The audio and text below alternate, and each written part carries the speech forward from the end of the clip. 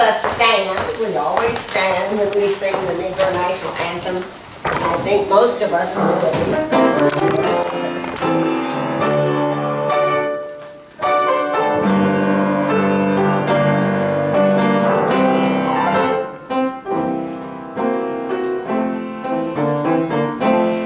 Lift every voice and sing till earth and heaven ring with the hollies of liberty. Let our rejoicing rise high as the lifting stars. Let it resound as the rolling sea.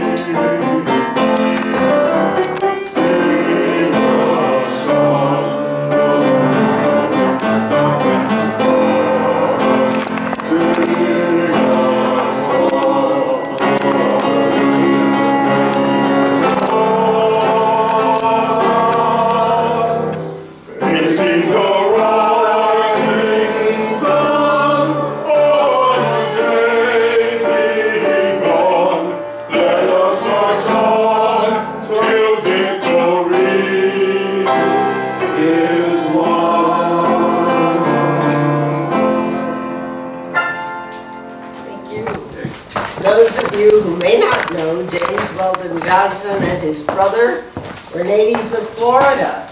And he actually was the first African-American to be admitted as a lawyer to the bar. And later he gave substantial leadership to the NAACP as among its first executives. An illustrious, renowned preacher occupying a great pulpit who is quite used to ecumenical and inclusive prayers. So would you offer a word of prayer? Divine mercy, you will give your spirit to all. And though we often turn away from your gift, Father, and do not hear, we trust that you endlessly, edgelessly give yourself to all beings. And we thank you for calling us here, for we know that the word, the commandment to your children to rise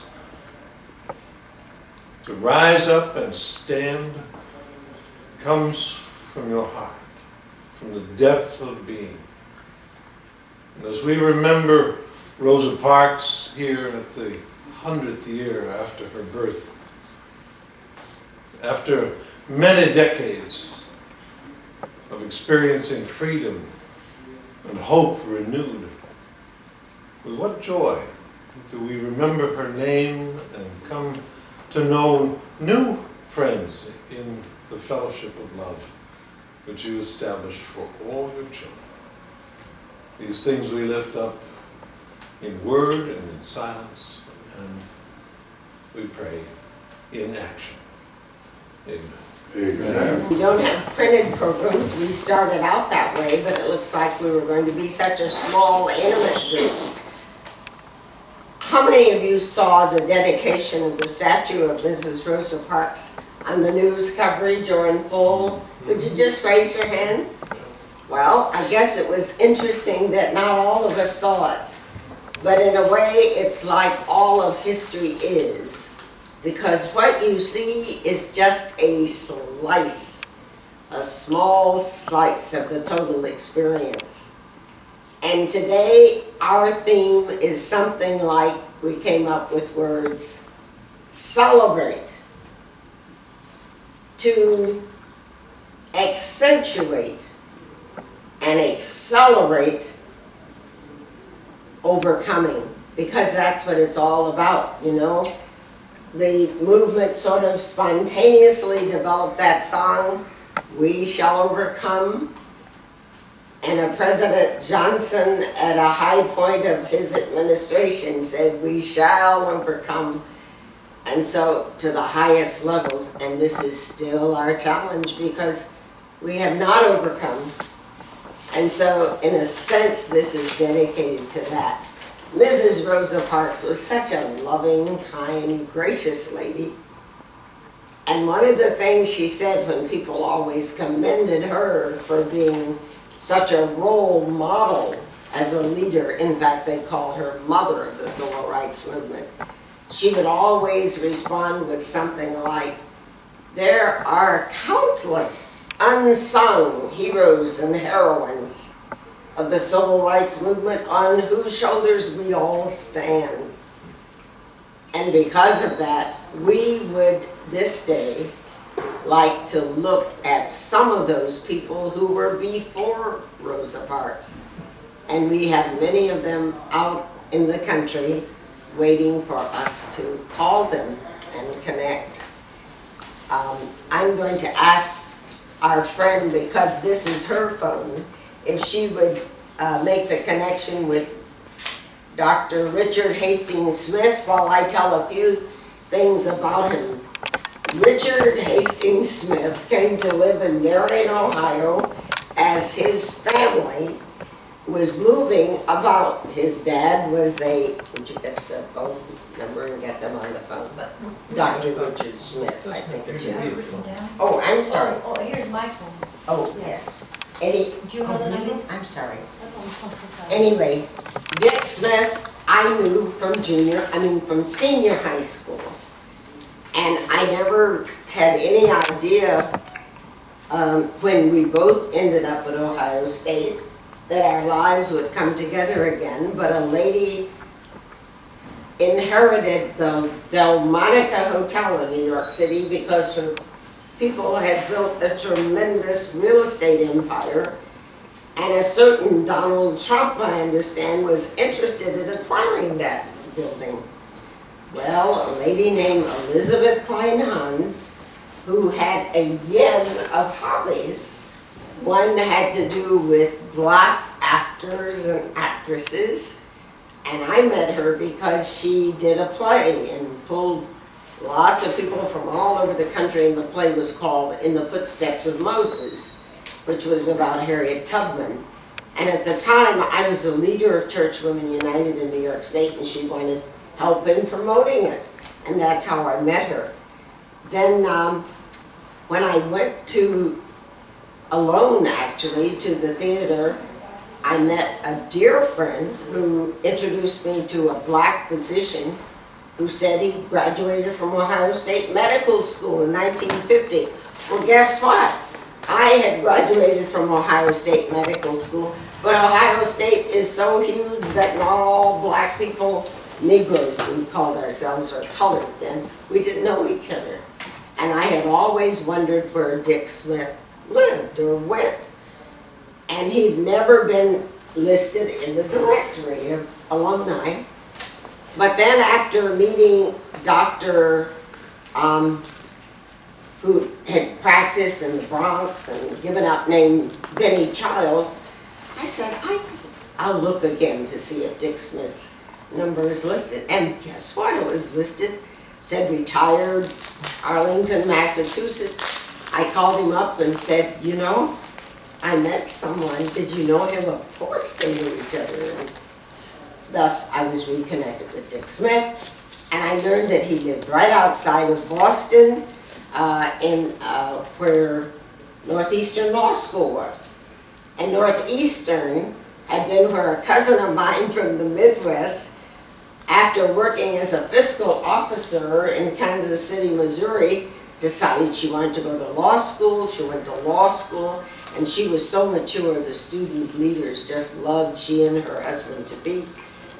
And they moved to Albany, Georgia, and she died in childbirth. The child survived, but a black dean by then, an athlete named David Hall, and the students decided that out of their deep feelings and love for my cousin, whom I did not know growing up, Valerie Denise Gordon, they named the lecturer in human rights for her. Dick joined us, and as he joined us, he met with us in an informal moment for dinner and lunch. And you can imagine BALSA, do you know what that stands for? Black Law Students Association. When they snuffed out and smothered and froze the budgets of the regular student groups, all kinds of interesting groups emerged. Some of them called themselves gospel choruses, some of them called themselves Black Law Students Association, Afro-American Cultural, so on and so forth. So Dick came, and as I wondered, he heard all this revolutionary, caustic language. At the end, my husband and I said, was this a baptism and revolution? And he said, oh no, I never told you. When we were juniors, I passed at the YMCA my life-saving certificate, and that summer I went to Caramoo House in Cleveland, and I worked as a lifeguard. Well, any of you who know about the experience of being in integrated organizations, they do everything, or did everything, to discourage us from taking swimming. But here was this white guy going to a black cultural group for the summer. He was very musical. In fact, in high school he was in the marching band, and then at Ohio State he was in the Ohio State marching band. And there was a faculty person in residence that summer from Antioch College named Walter Anderson. Walter Anderson was attracted to him because of his music skills and taught him the essentials of composition. Well, when we were having our Martin King programs about the 12th one, Dick voluntarily ended up sending us an original composition, and we're yet to produce it. I can't wait to have time to get it reproduced, but it has to do with Martin Luther King. Anyway, and after he told me that, he said, you know, my ancestor, James A. Birney, was the only person ever to run for president on the abolitionist ticket. Wow, he told how the Quakers had converted this former slave owner to become one who would free his slaves, which he did. And he said, and he got so caught up in the abolitionist movement that he ran for president. And I thought, how impressive. You know, Dick was never the kind of person that would voluntarily share that information. And then he said, and he lost 5 of his sons in the Civil War and 1 grandson.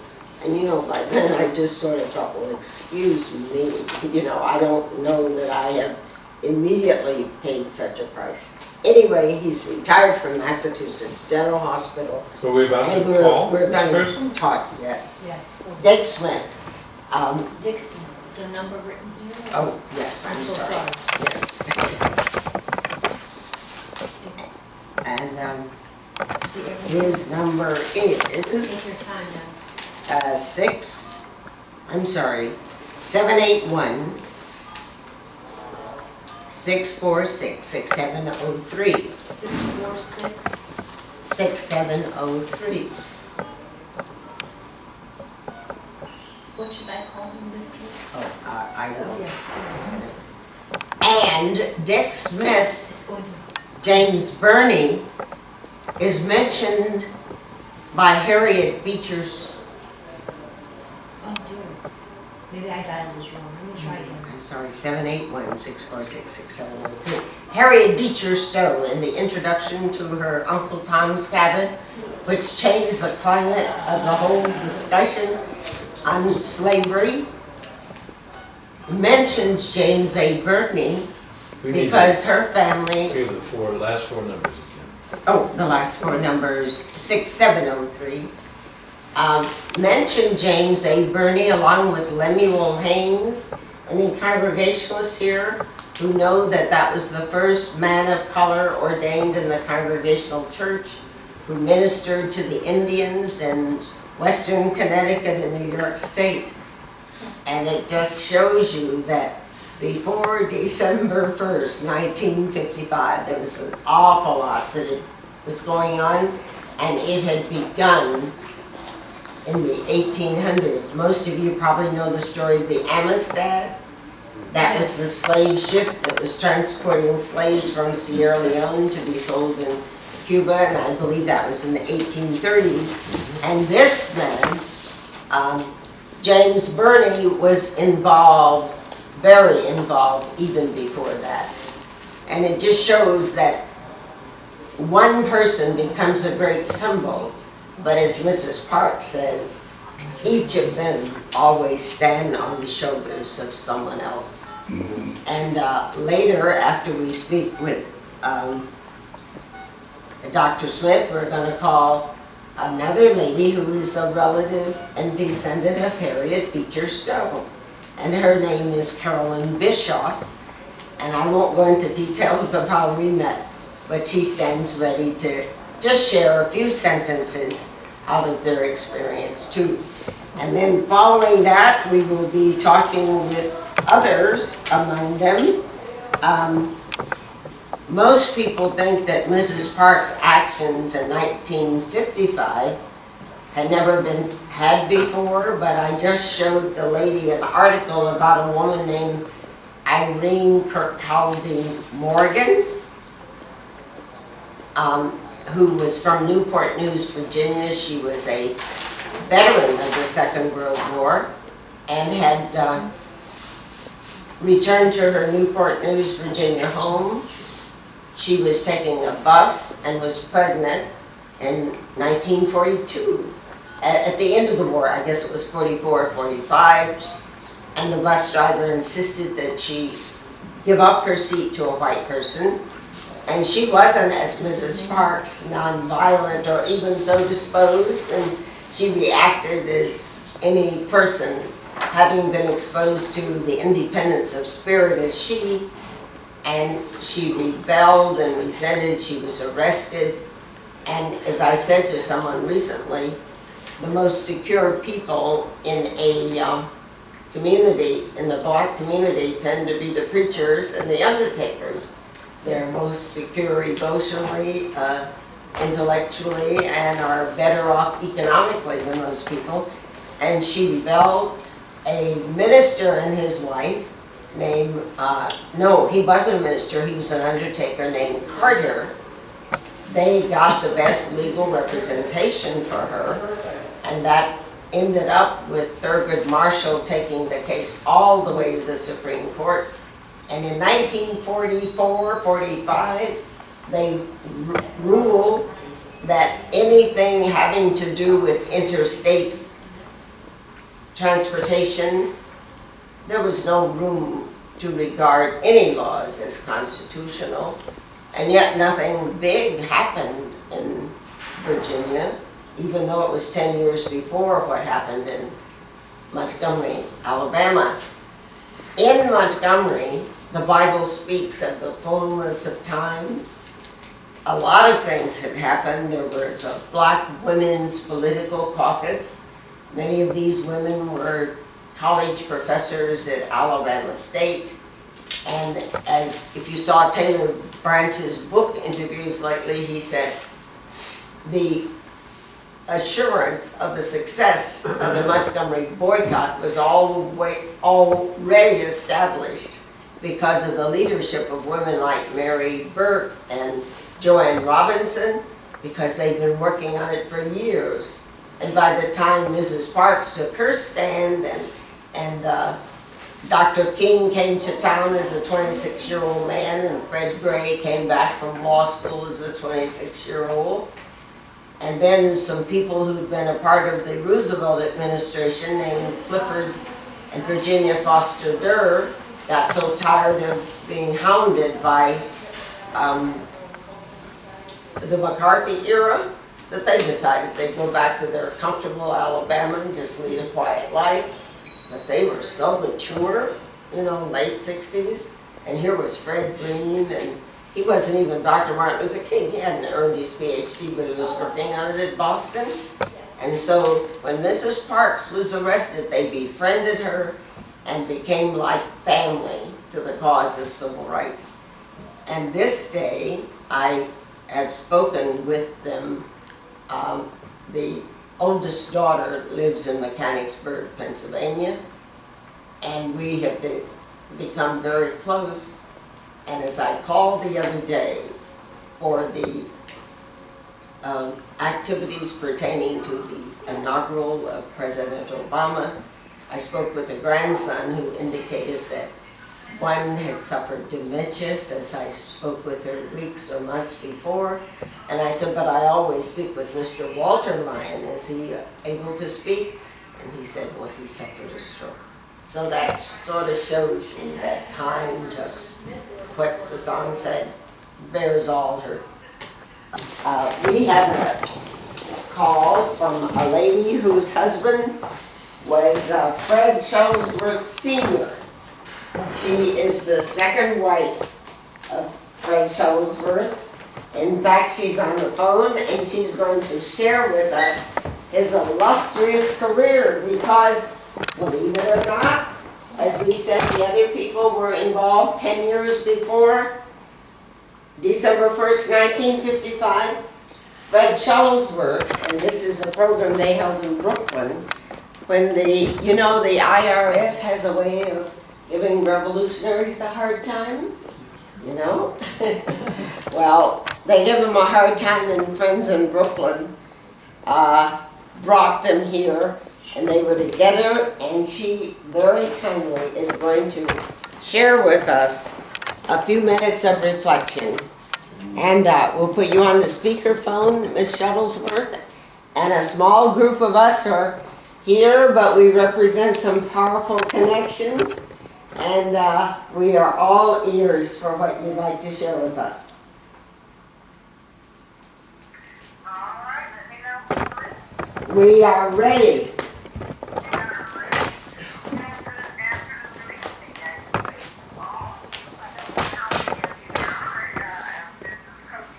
I think there are fewer than 20 of us, just under 20. That's a perfect number because, I think I recall a fellow named Jesus took $12 and changed the world, so we don't need more than 20.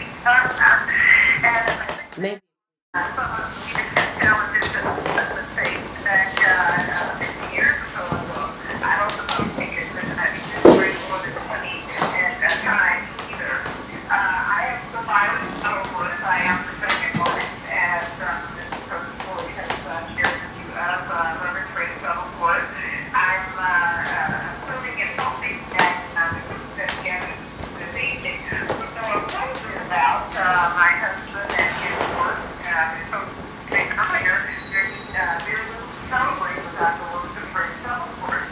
He was number 3 of the 3 civil rights leaders. Number 3 behind Dr. Martin Luther King and Reverend Rousing and Abernathy. The 3 of them were friends. Abernathy and my husband attended Alabama State together, and then Dr. King turned into, as a brilliant young man, I am enjoying private time together because of the need to see him be able to lay his burdens down because he spent so much of his time trying to make the world a better place. And that's a beautiful thing. But we also live our lives along the way. One time we visited New York and we tried time to never visit the top of what's the big tall building, Empire State Building there. And so I told him, I don't feel sorry for you, sir. He keeps moving along with everything else. And so that's one of the things I think I brought to the table as his second wife, and insistence on being able to stop and smell the roses along the way also. And so I will tell you that he died a happy man, and he didn't do any of the work that he did for fame or fortune, and that was really one of the things that he, in the end, was most proud of. He could say and do the things that he needed to do because he could not be bought, and he would put himself for that. But he's a very ordinary man. I don't suppose I need to tell you that. He's very interested in education and just making the world a better place. He's just straight up, straightforward, and had some extraordinary things happen to me around Birmingham, Alabama. Those of you, I guess everybody in the room is probably old enough to remember the dogs and the hoses that we saw for the very first time on the CBS News in 1963. He started all that confusion, and aren't we glad he did? Stood up to segregation, stood up to the powers that be, and actually put himself on the line. And I said as he aged that he is one of the few men that I've met in my life who had the ability to negotiate with God. Along the road back in the day, he said, if you'll take care of my family, I'm willing to run all the way, include give my life back to you.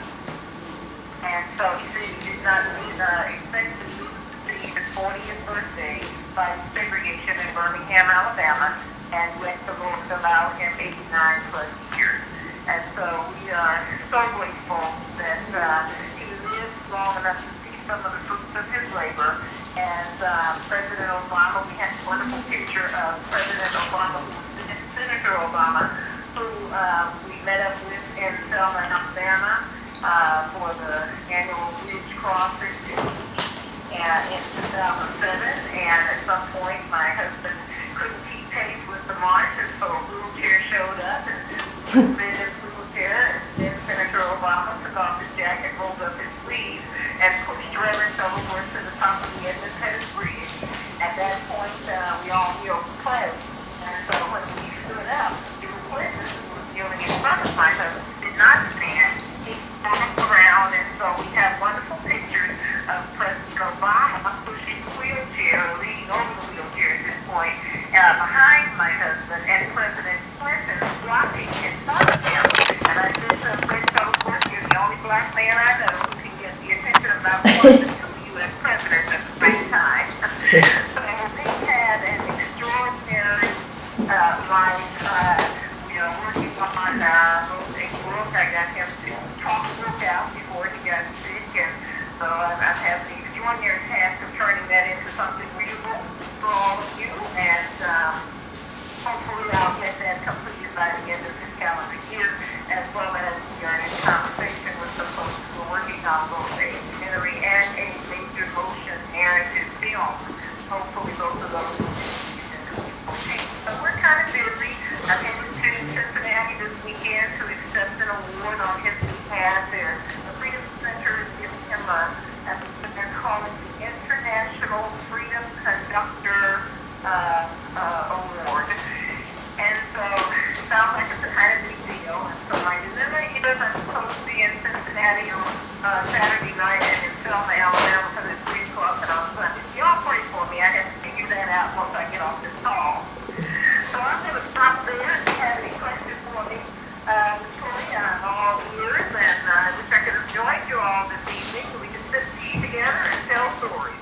Well, you're just wonderful, and how wonderful to remind you that you gave a picture of President Clinton and President Obama on the bridge. You gave a picture to Reverend Oliver, right? And with your permission, we will give that to each person gathered here because it's such a unique picture. I don't believe you mentioned that the airport was named for your husband. Is that right? That is correct. The largest airport in the state of Alabama, which happens to be in Birmingham, was named the Birmingham Shuttlesworth International Airport in 2010, I believe it was. But yes, it was named for him. Certainly we have a street in Birmingham, a very long one, actually, one of the longest. The interesting thing about the road that's named after him is it begins or ends, whichever way you're looking at it, at downtown on 19th Street, and that's where the cemetery is, where he rests. And so you can stand on his street and see his headstone from that vantage point. And so it's literally and figuratively Fred Shuttlesworth ends here. Oh, that's such a wonderful story.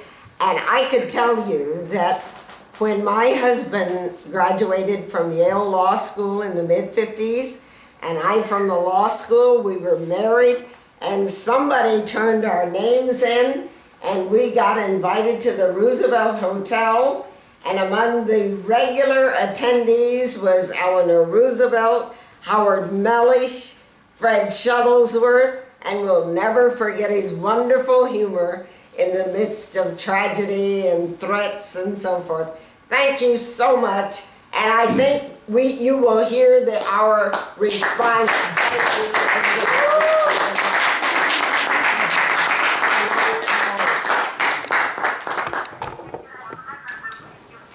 We sure will. Wasn't that rich? Small world. I sang for the man. Uh-huh. 16th Street Baptist Church. Guess what? When Johnny Carr, do you all know who Johnny Carr was? Johnny Carr was a woman who was a friend of Rosa Parks from the time they were 11 years old. They'd been in school together. And Johnny Carr became the 5th president and the first woman to head the Montgomery Improvement Association. I was introduced to her, I can't take time to tell you, but she and I became very close, and every Sunday morning before we went to church, we would have conversation and communion. The YWCA, which had passed a racial justice imperative in 1970, that said we determined to thrust our collective power toward the elimination of racism wherever it exists and by any means necessary. And of course you can imagine that frightened to death the proper people. Oh, yes. But anyway, I said, since I talked to this lady so regularly, I gotta worship with her. I didn't know it was 100 miles from Birmingham to Montgomery, but I said, I've come this far, I couldn't turn around, so I hired a car, which I could ill afford to do. That's why we're less than broke now. Anyway, I worshiped with them. It was so wonderful at the Hall Street Baptist Church.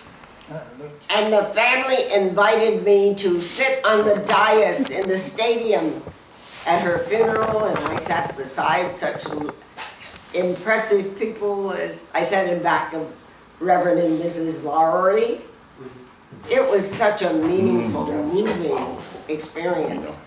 Anyway, that's just typical of the smallness and intimacy and love of the church that just permeates. But what I want to tell you, as we were leaving, a white fellow who was a jeweler, who had made the jewelry for the film in which they were telling the story of Mrs. Parks, he did the driving for us because he became very close and supportive of the institute named for Raymond and Rosa Parks, Institute for Self-Development out of Detroit. And as he was taking us after church to the airport, this white fella named Michael, in his Cadillac convertible, drove 2 black women to the 16th Baptist Church, and guess what? They were having communion that Sunday. And as we went to communion, I remembered that the AME, the African Methodist Church, was born in Philadelphia, Pennsylvania, when white people pulled black worshipers from the communion table on their knees. And here we were in the heart of Alabama experiencing the reverse. It was so meaningful. What year was that? It just had to have been 4 or 5 years ago. And somebody else is calling. This is Carolyn Mish. Answer it. Hi, Carolyn. Well, Hello? Hello? She's calling us, so Hello? maybe we can get it back. This is Carolyn Bischoff, and she's the lady who is a direct descendant, much removed, but she is really related to Harriet Beecher Stowe. how do you spell the last name? Oh, Bischoff. Okay. And I went to the dedication of the Congregational Church in Washington, D.C. and read in their history that Bischoff was for years the director of music, and I tried to connect them, but who knows. Anyway, Carolyn is a person whom I met in the oddest way. You know the story of Tuskegee Airmen? One of them was named Roland Smith, and he apparently was so light-skinned that when he went to upstate New York to develop his hobby, which was golf, he loved golf, and he successfully opened a golf course. His children worked with him during the summer and they built up the business. One of the white women in the town became friends of theirs. She moved away, and then when she moved back, she was on the board of the Adirondack Museum. And Dr. Smith, a dentist from New Jersey, wanted to give his medal, which, remember, no black person earned any medals during the Second World War. Bill Clinton, Second World War, and Bill Clinton appointed a special commission stationed at Hampton Institute to look into this injustice. The commission came up with a proposal that posthumous medals be awarded to men who were either living or to their families posthumously if they were dead. Smith decided that they wanted their medal for their father to go to the museum way up near Canada, the Adirondack Museum. I decided with my husband to go. My husband felt that a 7-hour bus trip was a little much. He didn't go, but at the end of the bus trip, I had 75 miles more to go. And this lady picked me up, Carolyn Bischoff, and we sang to each other and told stories. She told me how she sang at the Bowery for over 10 years at their Christmas program. And we just bonded. I asked her, she sang so sweetly, "You can have all this world, but give me Jesus." Nobody heard it but me. I said, "Would you sing it at our Martin King program?" And she said she would, and she did. And now we are in touch. And she feels that Harriet Beecher Stowe is just a name for her, even though consanguinely she's connected and related. No, the number that came in is where we can reach her. It's her cell. Anyway, she is a wonderful lady. She spent 18 years professionally. She married a Harvard Law graduate. They're divorced. And guess what I found out? In our conversation, her dad had been senior editor of the Reader's Digest. So I could tell her, when I was in junior high school, we had a magazine drive. Remember how you used to sell magazines to earn money for your school? And our Vernon Junior High School in Marion, Ohio, earned a microphone, a public address system.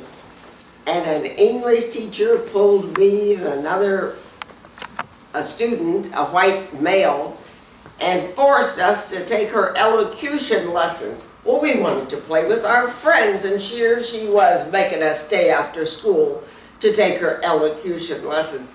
And when I sort of raised my shoulders to rebel, she said, "Bernice Cosey, do you want me to stop by and talk to your parents?" Well, you know what happened with that.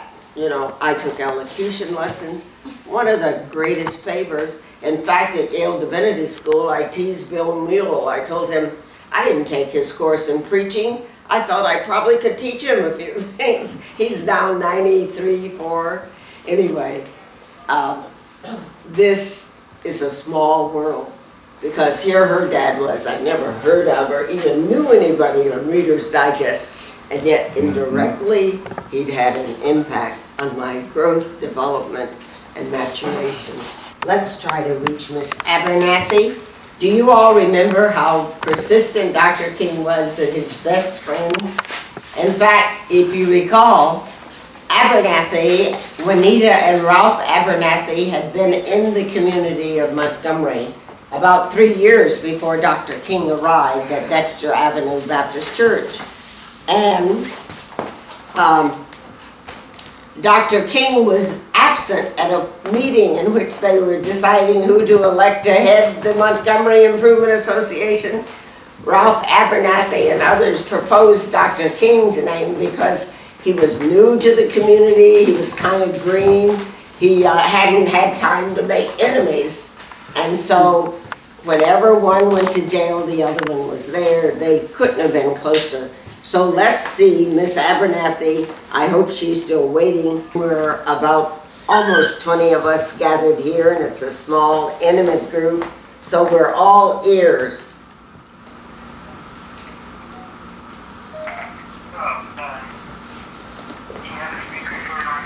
Yes.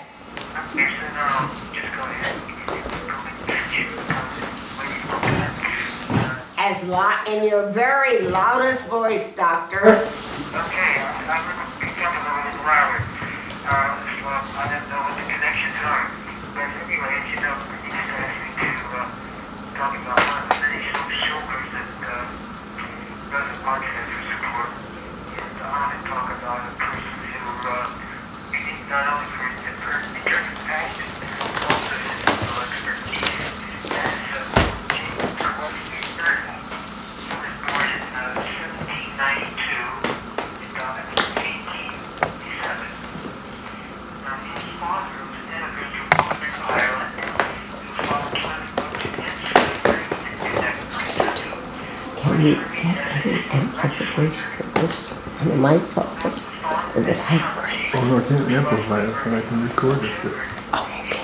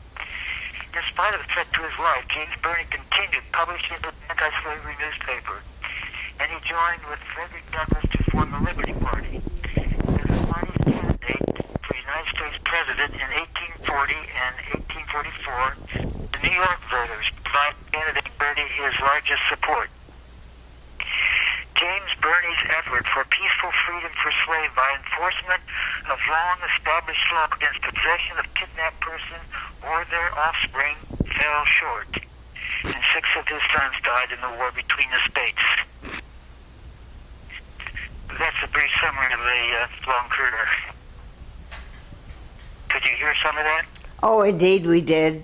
And you know, I think most of us in this audience would agree that the quality of the communication has been such that we have to revisit it, refine it, and make it a permanent something.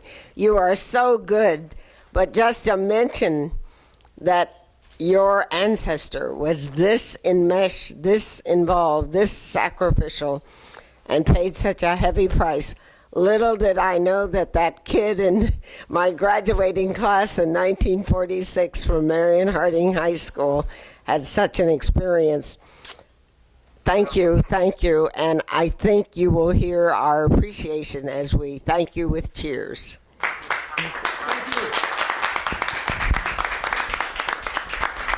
Thanks and good night. He said he will furnish us a copy of what he read. Okay. Thank you and good night. Well, I guess we see that there were some shoulders that went back to the 1700s, 1800s, and it just shows how difficult social change is. And as Mrs. Parks says, it's never one person, it's many, many people. I had the feeling that, you know, I just have the greatest admiration for those people of color who lived knowing that they would never enjoy anything in the hope that their children would have a better life. And certainly I'm a product of that. As I spoke in White Plains Saturday before last, I was mentioning that one of the questions people said, did you ever meet Dr. King? And I said, no. You know, he was so revered and respected that when he spoke at our Bethesda Baptist Church in 1950s, and I'd heard him at Gardner Taylor's church, first time he came to New York. He was on his way to Boston to study, and Concord Baptist Church had suffered a fire, those of you who are old enough to remember, and they were even worshiping in the basement. And this small person, as Mrs. King said of her husband, just issued forth with such an interpretation and humor, and it was so wonderful. That was the first time my husband and I heard him. Later, when he came to speak at our church, Bethesda Baptist in New Rochelle, you know, you sort of felt you didn't want to overwhelm him by all sort of... But my husband and I were very much involved in the March on Washington. We not only went, we worked on the placards, and we paid for the bus that the NACP was taking down. And the minute we heard him speak that day, I said, this is history. And I'd never had that feeling before. You just knew that this was such a precious moment. But I was proud to say that my parents, my father and stepmother, had met him at several times, shook his hand, talked with him in California, because they were a part of the network of the National Baptist Convention USA Incorporated. But we never had the honor of meeting him, though he would have been at Yale Divinity School, except that his dream was to study in graduate school after he graduated from Crozier, but Yale University denied his application, and I want them to revisit that issue. Guess what? Why? In a small group like this, maybe I can tell you why. Dr. King fell in love with the cook's daughter at Crozier, and they were engaged to be married.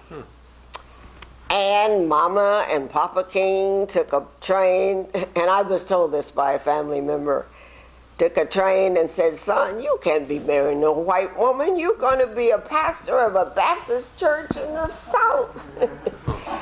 And all of his colleagues and most of his advisors took a similar position. And so eventually the engagement was broken. And every time I heard Dr. King say, I tried to love somebody, I always think of the forced, broken engagement. But the point is that Yale Divinity School had such a climate among faculty, and I love Yale Divinity School, and Yale, believe me, few people could love it more. But in 1939, a lady named Elizabeth Down Norris, I didn't mean to share all this, but you know, maybe a small group makes it conducive.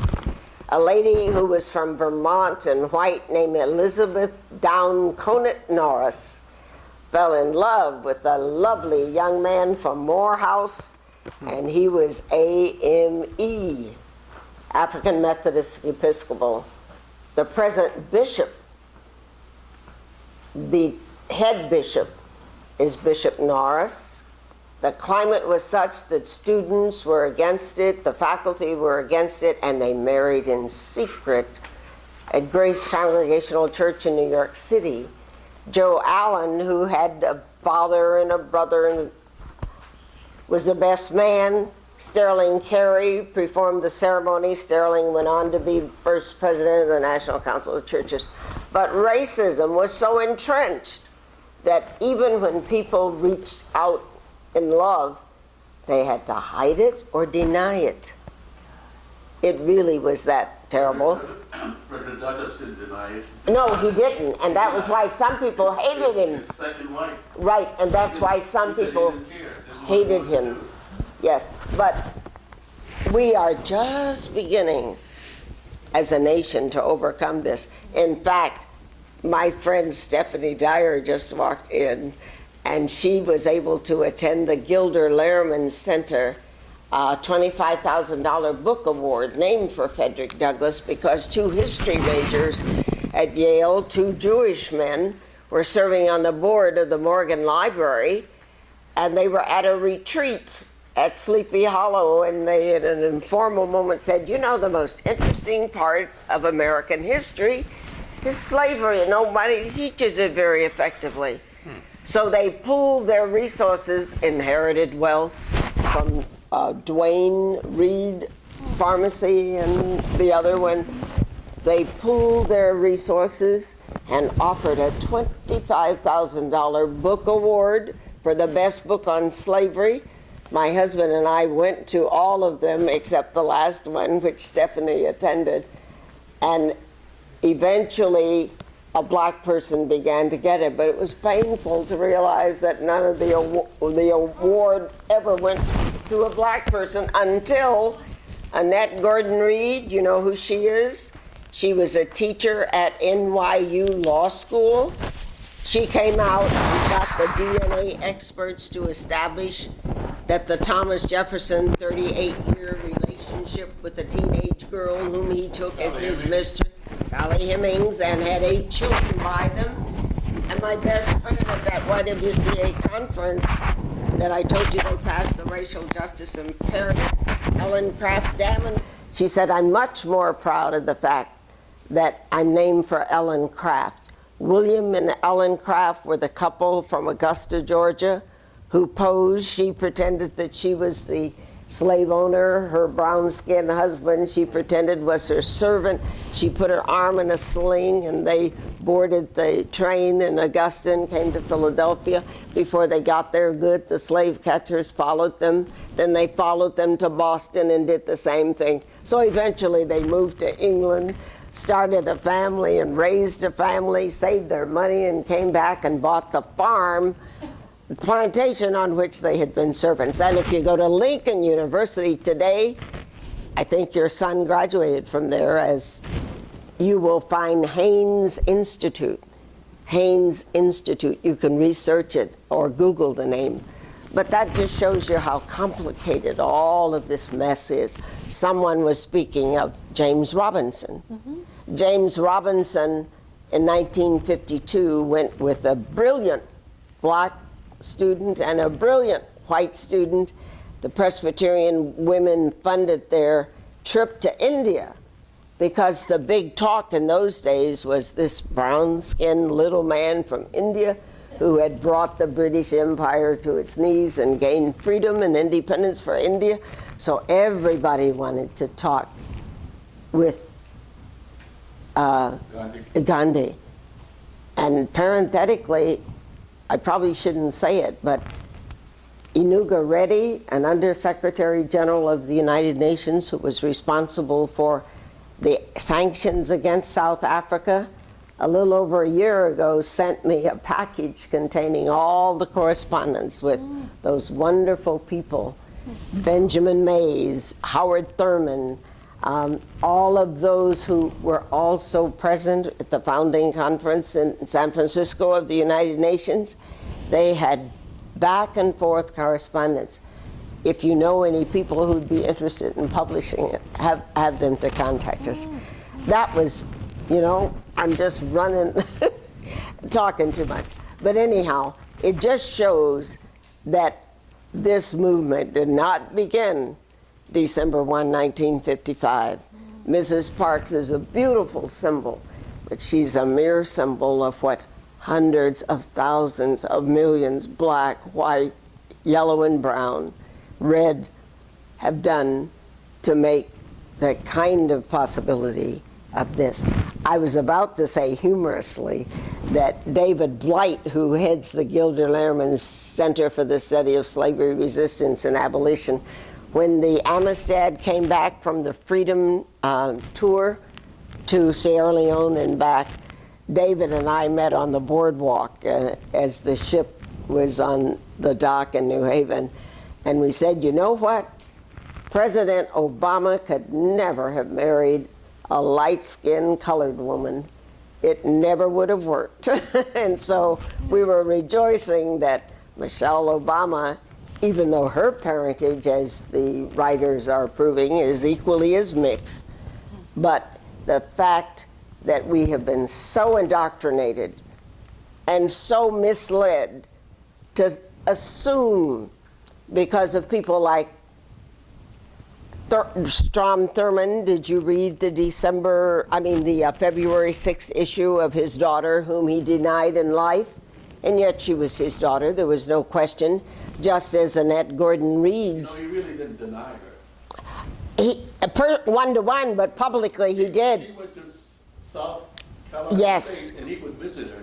Absolutely, and had her to have a chauffeur in private. My colleagues told me about it when we were at Yale Divinity School, so this was no surprise. In fact, But when I was in Savannah, she was a member of the Congregational Church across the street from where I was. absolutely. And when I received the Dorothy Irene Height Award, I made in my 2 minutes of acceptance that the founding fathers talked white but slept black.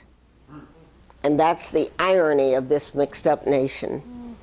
Well, anyhow, they made us think that the lighter you were, the better, attractive, remember?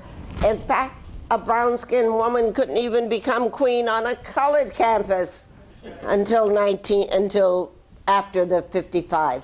I think our friend at Page Turner Burgee became campus queen at Virginia Union. That was history, because she was a rich chocolate brown.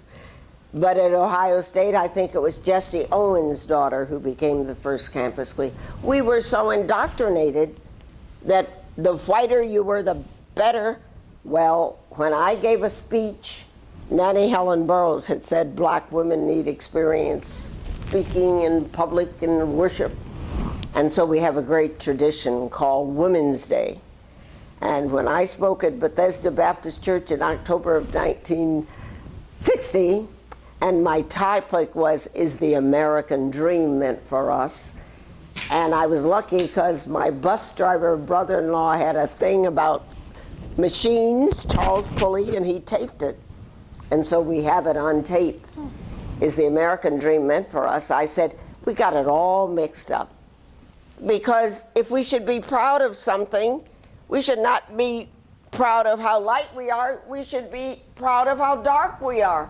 Because it meant somebody humiliated, defamed, disregarded our grandmothers. That's correct.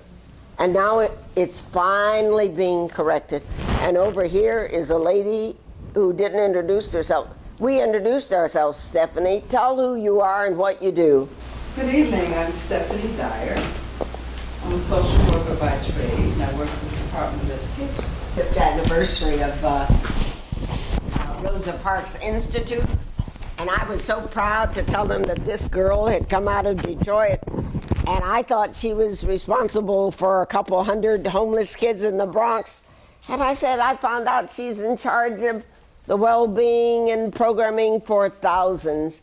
And I wish you could see the tender, loving care that she has given to just a few people that I know. And she goes out of her way to make opportunities available. And there's a young man from Africa named Muhammad who's at Buffalo State, and he's just doing things you wouldn't believe. So we're looking forward to his being leader of an African nation, the way Lincoln University was founded to train leaders to be presidents of African nations, as are many of them. Who is it? Oh, great. Hello? Hello, how are you? Oh, fine. Are we embarrassed, Reverend? But we are a group of about 20, and we will amplify your voice. I was just telling them the wonderful story of how your parents supported through the NACP the experience of Irene Morgan Kirkcaldy, who in the early 40s were so exemplary, and how you carry the mantle of continuing this effort. So I'm going to raise the mic so people can hear what you have to say to us. My father's name was Nelson, George Nelson, G. Nelson Carter. My mother's name was Miriam Teresa Johnson Carter. They met at a house, a lady named Anna Mack, and the house is still there, beautiful farmhouse with bay windows. And they decided to elect my father the president in a kind of a strange election in which P.C. Walker, whom you might have heard was the first big black lawyer in that area, passed over at his request, but he didn't really want to be passed over. So anyway, he became sort of an antagonist to my dad, even though they rode up to the meeting together and came back. And Walker was a business partner in the Gloucester Land Building and Loan, which was my grandfather's bank. They financed so much land in Gloucester County that to this day, black folks own more than their share of land. And the Ford Foundation actually investigated why there was no sharecroppers and no rental property in Gloucester. It was because this black bank had financed everybody who wanted a piece of land at 6%. Well, my father was the NAACP president for a very short time before Irene Morgan, whose name was not Kirkcaldy at the time, came down from Baltimore. Ms. Morgan was rather uncomfortable because she had had an ectopic pregnancy, and she was unable to lift her little children. She had a couple little babies, and so she brought them from Baltimore down to Gloucester, down to Hayes' store, where her family, the Gregory's family there, agreed to take care of the children. Her mother agreed to take care of the children until she could be more ambulatory. And then she got back on the bus to go back to Baltimore to be with her husband and her physician. Well, 20 miles from Hayes' store is Saluda Courthouse. Saluda Courthouse was a stop on Route 17 that was used as a place to pick up and discharge passengers at what was called an Esso gas station, Standard Oil gas station. And the station was at the intersection of Route 17 and across the street, directly across the street from the courthouse and the jail, coincidentally. Well, Mrs. Morgan was on the fourth seat from the back of the bus. Minding her own business, a sweet little seventh-day Adventist woman, 27 years old, very pretty, very pretty. And she was sitting next to a woman who had a newborn baby in her lap, this woman who had just lost a child. And the baby was cooing and doing, and she's sort of feeling about her loss, and she's also uncomfortable because of this operation. When a white passenger got in, and there was no place for this person to sit, so the bus driver asked both of the women, the woman with the child and the woman with the ectopic pregnancy operation, to get up and move or stand up.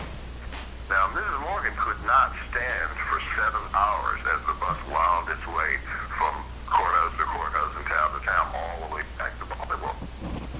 And she told the driver she simply couldn't move, and she told the woman with the baby, you shouldn't move either. What are you going to do, hold this baby all the way up to Baltimore? Well, after some discussion, the woman with the baby did get up. But Mrs. Morgan did not. Well, it's across the street from the sheriff's office, court, and jail, so they just hollered for the sheriff, and of course he came right over, and a few minutes later he confronted her on the fourth seat. When she explained that she couldn't move, that she wasn't going to move, that she shouldn't have to move, he put his hands on her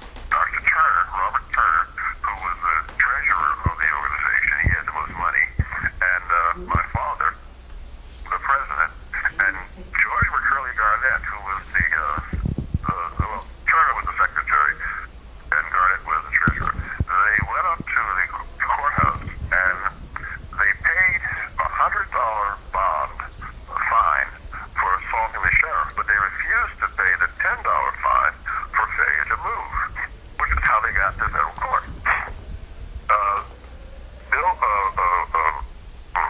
Oliver Hill and Spotwoods Robinson, both young lawyers in Richmond, were the defense lawyers in Virginia. So they came to Spotswood, Robertson, Oliver Hill. Some of us know those names. Oliver Hill and Spotwoods Robinson. Okay? Hill, Tucker, and Marsh was the firm, and you will remember that the Virginia legislature tried to pass a redistricting bill while Marsh was out of town during the inauguration just a few weeks ago. This never ends. But anyway, they came before a judge whose name was Casey Graham Jones III, I believe. The judge's grandfather had been the captain of the Merrimack in the Monitor Merrimack battle, and he took over the command of the ship when a cannonball blinded the original captain. But he was a great hero of the Confederacy in one of the 5 families of Virginia, and his son, of course, was grandson was judge. Well, Graham Jones was presented with a quandary. Their problem was they had made it a practice since the Cure case in New Orleans from 1870, it was kind of ambiguous. The Supreme Court didn't uphold the Cure, a mulatto woman who was moved on the steamboat, but she won her case in the Louisiana courts. Well, anyway, they didn't want to go there again because there was this question about whether this would be a federal question. So they would always find you guilty of disorderly conduct. Well, here they were in court, and the judge was prepared to find her of disorderly conduct. And Spot Robinson was so clever that later on, the judge asked for his trial notes. He said, it's very unusual for a client to be found guilty. But either you have to find her not guilty of failure to move, which of course will stipulate that she did, or you have to find her guilty, but you cannot find her guilty of assault on split houses or conduct because they paid the fine for that. You couldn't try her twice. So here he was, hoisted upon his own petard and forced to define the case in such a manner that it became something that could go forward into federal court. So he had to find her guilty of the failure to move. It went to the Virginia Supreme Court. We had no appellate court until about 20 years ago. And it went directly to the Supreme Court. The event occurred in 1944, and it was in the Supreme Court in 1946, which tells you how fast things moved in those days. In 1946, of course, the court held that it was not, they were very clever. They couldn't go to court themselves, the 2 young lawyers from Richmond, so they had to get Bill Hasty and Thurman Marshall to come over from Howard because they were senior and they were eligible to practice before the Supreme Court, which the other young men could not. And this was Thurman Marshall's and Hasty's first case of consequence before the Supreme Court. And they decided not to do it on civil rights grounds, equal protection grounds, but to simply say that it was an unnecessary burden on interstate commerce because in certain states you could ride, other states you couldn't. You could be riding across the country and one state you're legal or not. In the Cure, on one side of the Mississippi River, when the boat docked, she was in the right cabin. As soon as they went across the other side, she was in the wrong cabin. And this prevailed throughout the South. You never knew where to sit. And in some states, it was based on appearance. And in Virginia, it was based on 1 drop of black blood, however they determined that. And various states had various ways to determine whether or not you were in the right place and whether or not you were, in fact, legally black. And so it was such a jumble of laws and such a problem for the bus companies and the passengers that the court held, regardless of the civil rights position, equal protection position, that it was an unnecessary burden on interstate commerce to require people not to know where they're supposed to be sitting and still continue to get them up in the middle of the night when they were asleep and say you got to move or make them move out of their cabin or whatever it was. And this was determined in 1946, and it integrated all interstate transportation by law. This was a much bigger case than Rosa Parks. Rosa Parks' case, in the first place, there were 5 other women in Montgomery who had refused to move. The first of which was a 15-year-old girl who unfortunately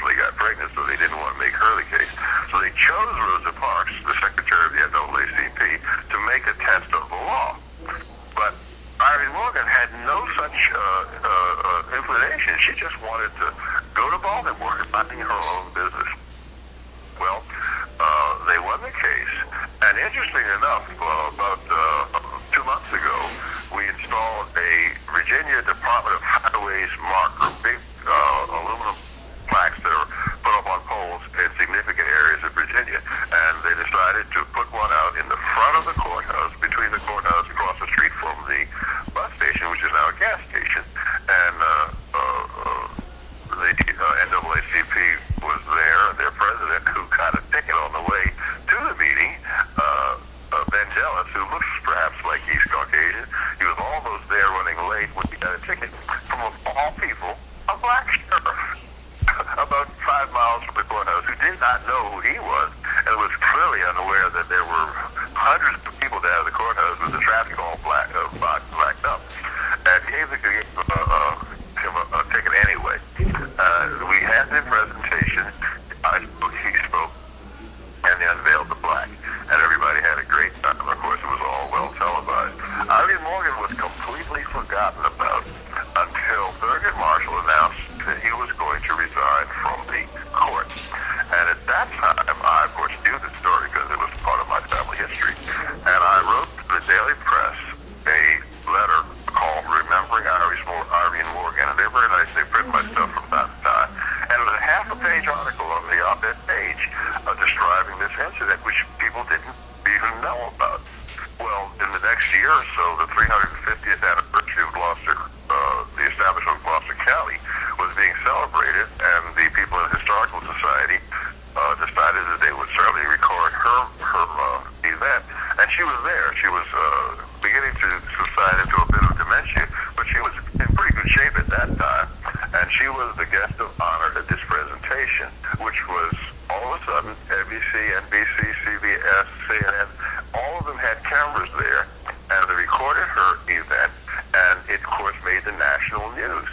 And it wasn't too far later after that that President Clinton gave her the Medal of Freedom, and she became a known quantity. She was honored in the 350th anniversary. She was honored at the retirement celebration for Thurgood Marshall, and she was honored by the President of the United States.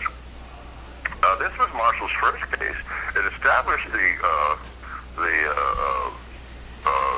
Legal Defense Fund as a real powerful right, and they became much more powerful, much more feared, if you want to say that, than they had ever been in the past, and they became the premier organization to handle all these civil rights cases. When Marshall was placed on the court, he had won more cases before the bar of the Supreme Court than anybody before or since. And he became, of course, a great hero. But she would have been entirely forgotten had we not written this article reminding people who she was. She had a beautiful funeral. I run the funeral home, and we, just like my dad did, and we were able to honor her. The NAACP president came down, and so forth. And Oliver Hill passed on Wednesday, and she passed on Sunday of the same week. And the people who came to Oliver Hill's funeral then came to her funeral directly thereafter. We had it in the high school gymnasium, auditorium. They had a big screen on which they showed the film of the tape of her receiving this Medal of Freedom. It was displayed in her casket, and she was laid to rest with great honors in a beautiful mahogany casket.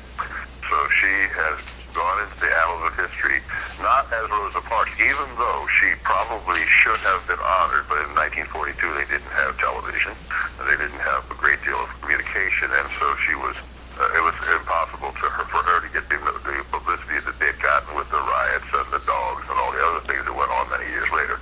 But she was the person who broke the ice, and we're very proud of her. Thank you very much.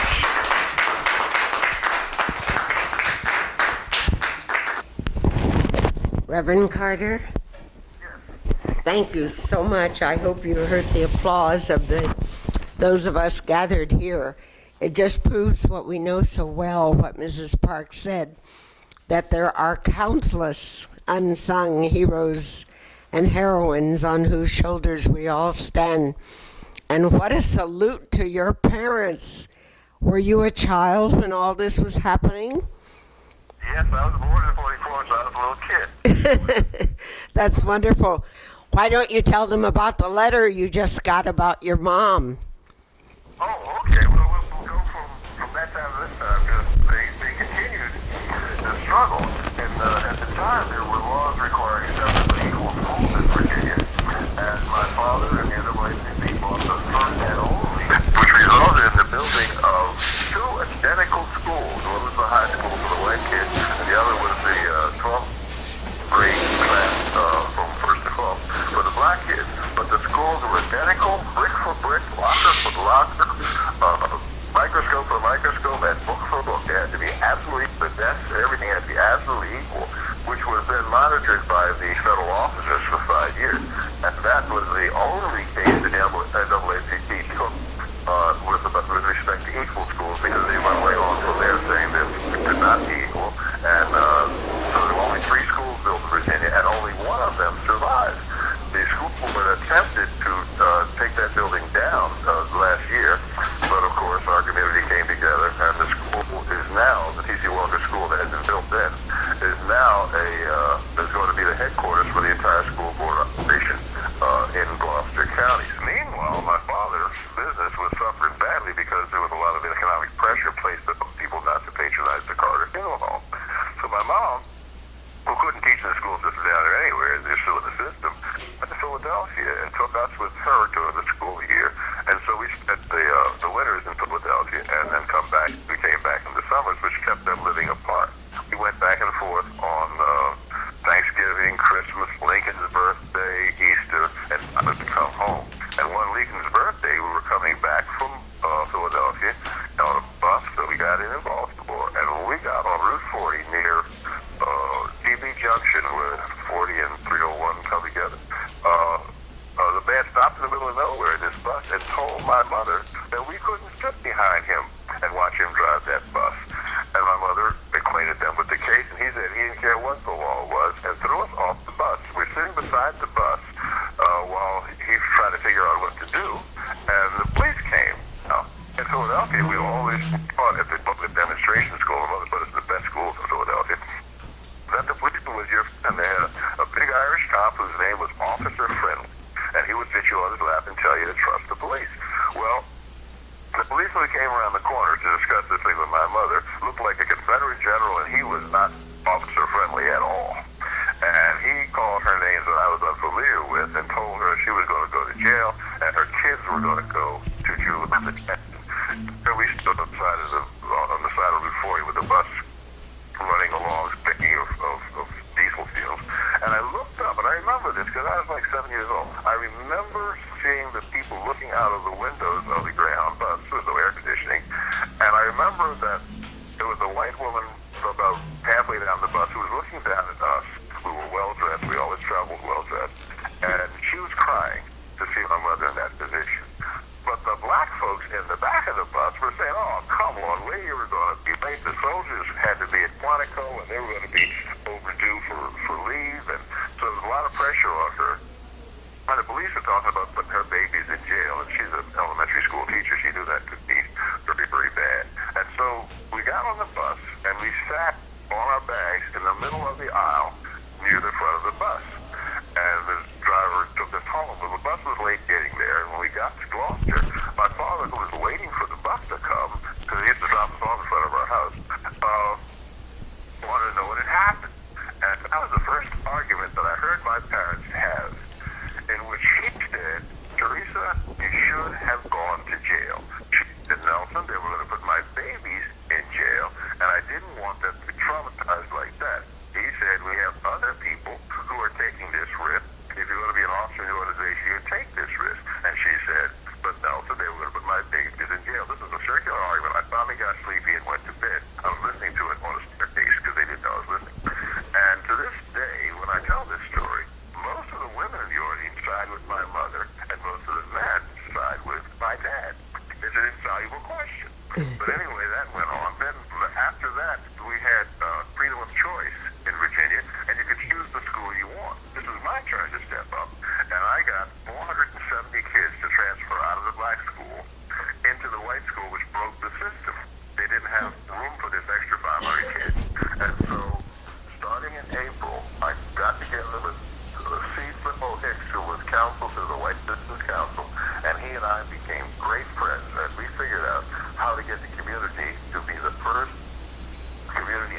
you to choose to go to pupil assignment and do away with freedom of choice without a demonstration, without an argument. And he and I worked it out so that quality of education will be the issue. And we built a big addition to the most heavily affected school, which had been a white school. We put new classrooms and we brought everything up to steam. And with the assistance of the bank, which gave us $500,000, back then was a lot of money, in advance of the literary fund, which is the system that the state uses to fund school education. But it takes time. They went right to work, put the money up first, and they didn't get the real money until June. And they built all of the classrooms. They remodified all the schools. They put shower curtains in the black schools so the black girls had to shower like guys, so the white girls refused to do it. They made all sorts of changes like that. And when the system reopened, we only lost 70 kids out of like 1,500 total. Only about 70 kids who left the system to go to the private school. And they had a meeting which determined it was simply not enough for the community to have a private school. And Virginia, Gloucester became the first county in Virginia to have to go to total integration. This was all done.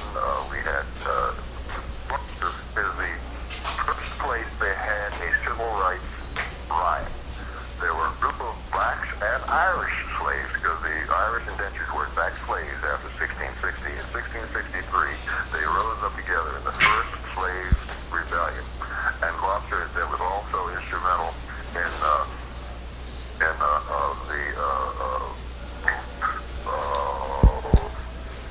Bacon's Rebellion. Bacon's Rebellion, which is typified as some planter from Richmond who wants to have the government protect his property against Indians. Actually, Nathaniel Bacon was based in Gloucester, which is only 20 miles from Jamestown. And he rose up with 500 black and white, largely Irish, together to try to be able to take the land from Powhatan in Gloucester, which had been part of a treaty grant from the governor. And that was the first time that blacks and whites actually threatened the governor. They burned Jamestown, ran Governor Berkeley out of town. He had to go to the eastern shore and wait for the fleet to come to bring him back in. And that was the next event. And Gloucester went on from being there to the things that we're talking about, and has always been at the forefront of civil rights. And we always had the cooperation of a whole lot of black and white people working together from 1663, 1671, 1944, 1967. We always managed to get it done, and nobody got hurt. But my daddy gave each of us, talking about gun control, each, myself and my brother, even though we were young, and before we were teenagers, each of us had a gun, a shotgun or a rifle, and he had pistols, and they all were in the house, and they were always loaded all the time. And the instruction was, if they come after us, you have to kill one of them, because if there's a death, the riot will stop. There's nothing takes the fun out of a lynch mob than when one of the lynchers gets killed. And our instructions were, kill one of them. If there had been 6 million people in Germany who had killed 6 million stormtroopers, there wouldn't have been a Holocaust. So our instructions were, even as little kids, that the guns were there, bullets were there, they were loaded, and if they come after us, take one of them out. So I'm kind of a gun control advocate, but I know there is a right to bear arms that made it possible for us to feel safe. Well, I didn't hear the story about what William and Mary is doing to honor your mother as a 55 student there, but we'll look forward to getting that in writing. Thank you so much again. My mother was the first student to enter William and Mary, and she entered the William and Mary Law School after a great deal of discussion, and she's being honored by an exhibit in the Schwinn Library even now. Thank you, and again, our thanks, and you will hear our cheers. Thanks and good night. In the absence of Walter Jones tonight, who was going to do Langston Hughes, can I do Howard Thurman? Howard Thurman, that wonderful man born in Daytona Beach, Florida, who in his autobiographies, and by the way, he wrote 28 books. He ended up founding the first interracial integrated church in these United States.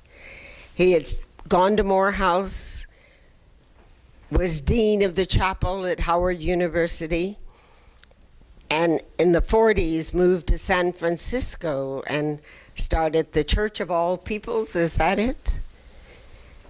And then he came back because Boston University invited him to be dean of Marsh Chapel, and he spent his final and most mature years there.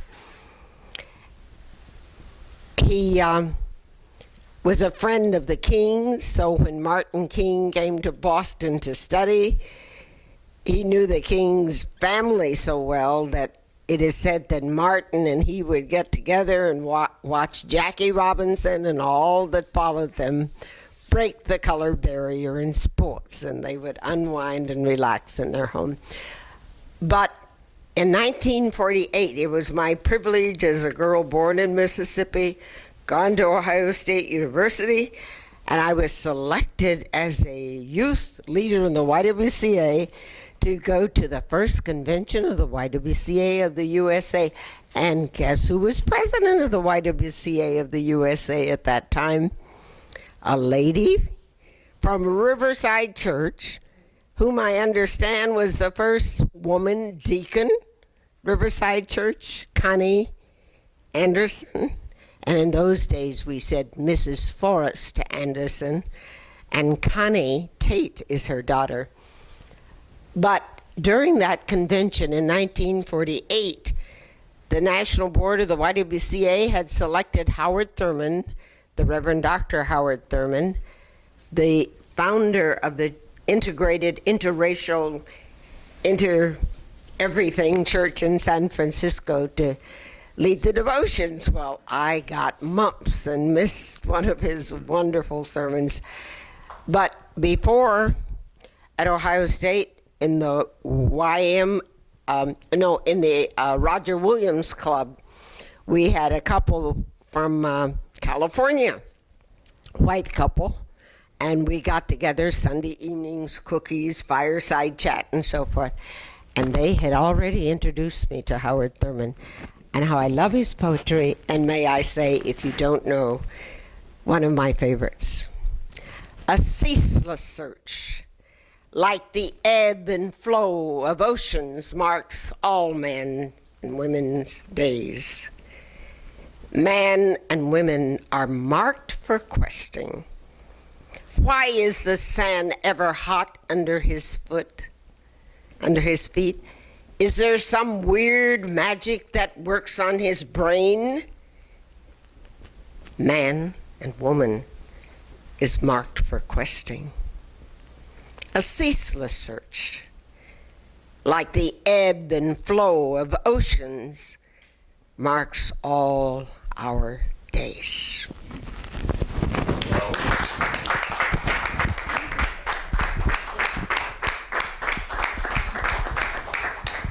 Thanks again for more perspectives and sharing.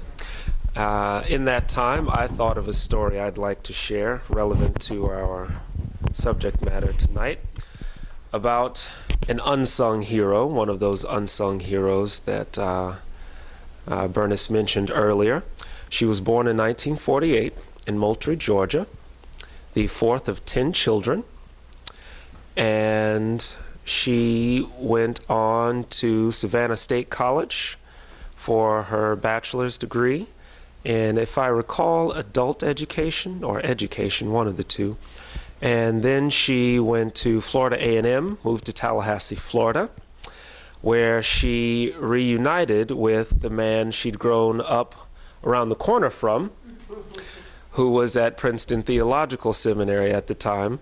And she went on to, after that, Florida State University to collect her second master's degree.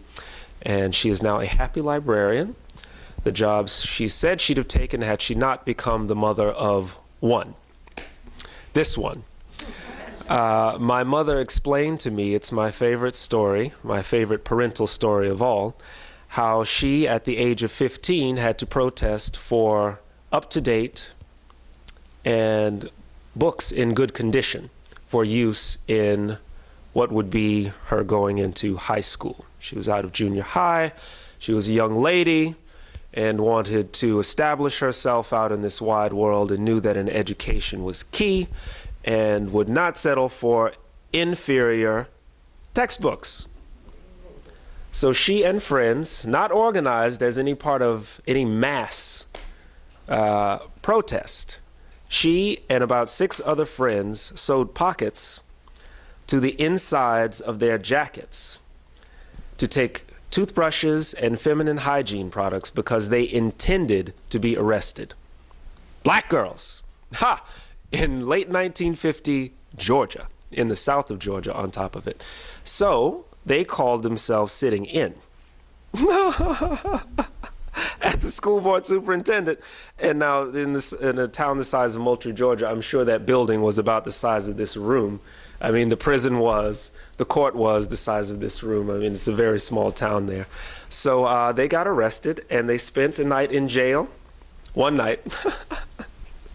But they did it, just the few of them.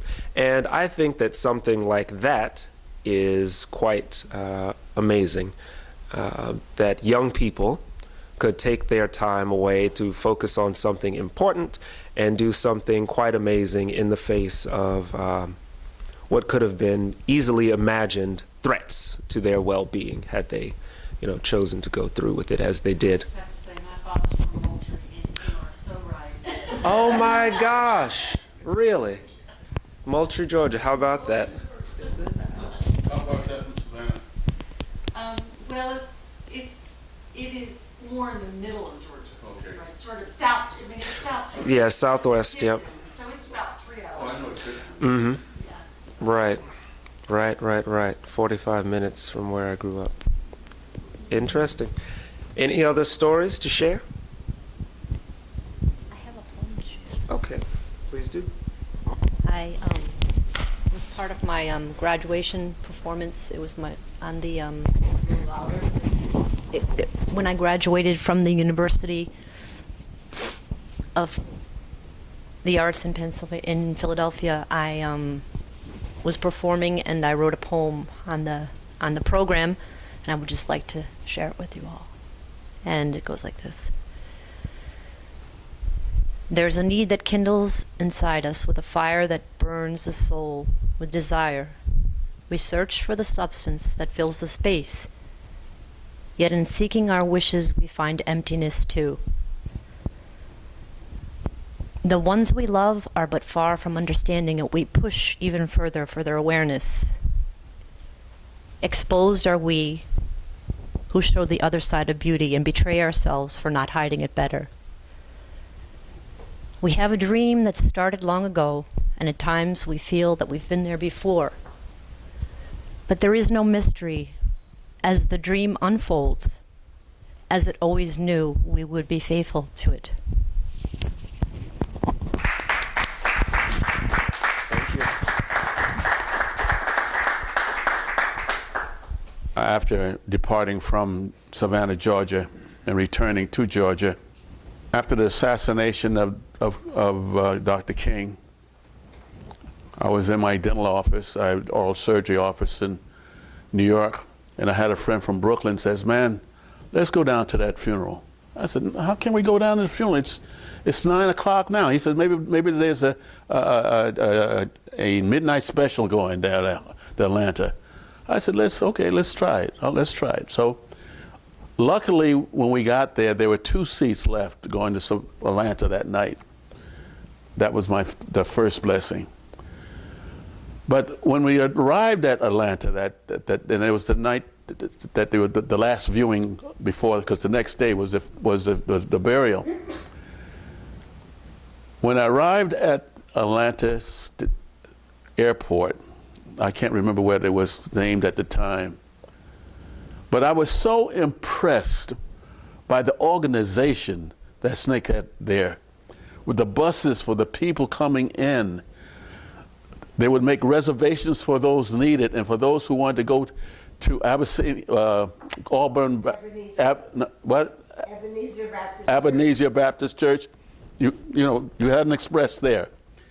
So my friend and I got there, I guess it must have been about 2 o'clock, 2:30 in the morning, early in the morning. And it was a long line that snaked around 2 or 3 blocks, and we got at the end of the line.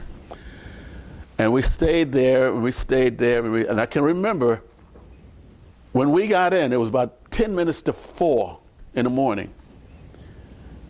And just behind us was a couple from South Africa. Oh no, South America. They'd been trying to get there for 2 days. And the people says, okay, these people are the last ones to get in tonight. We have to start preparing for the funeral tomorrow. And those people were so upset. And somehow they convinced him to let them in to view the body. That's where we were viewing the body. So I go in, as I said, I was one of the last ones, and I saw this. I thought he was a relatively short man dressed in a gray, steel gray suit, black shoes, and he had his full length of his body underneath a glass cage, and I viewed him with the intent of leaving and coming back the next day for the funeral. That high hopes. So when I left there, there was across the street from Ebenezer was a hill, and that hill was just completely covered with people. I mean, they were just sitting there. So I found me a little space, and the people were telling stories what a turmoil and what sacrifices they had to make in order to get there.